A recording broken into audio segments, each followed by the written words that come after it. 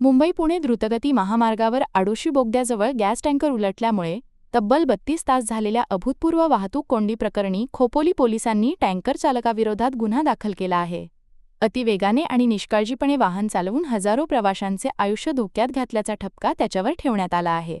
उत्तर प्रदेशातील आझमगडचा रहिवासी असलेला 44 वर्षीय चालक रतनसिंग उदय नारायण सिंग असे या चालकाचे नाव असून या अपघातात तो स्वतःही जखमी झाला होता. मंगळवारी सायंकाळी 5 वाजेच्या सुमारास हा अपघात घडला जेव्हा प्रॉपलिन गॅस घेऊन जाणारा हा टँकर चालकाचे नियंत्रण सुटल्याने आडोशी बोगद्याजवळ उलटला.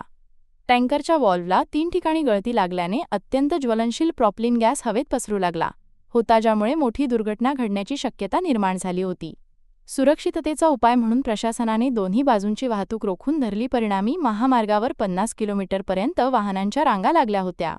या प्रदीर्घ वाहतूक कोंडीमुळे महिला, लहान मुले आणि वृद्ध प्रवाशांचे अन्न पाण्यावाचून प्रचंड हाल झाले. अखेर बुधवारी रात्री उशिरा टँकरमधील गॅस दुसऱ्या वाहनात स्थलांतरित केल्यानंतर गुरुवारी पहाटे 1 वाजेच्या सुमारास मुंबईकडे जाणारी वाहतूक सुरळीत झाली. खोपोली पोलिसांनी या प्रकरणी गुन्हा नोंदवला असून अधिक तपास सुरू आहे.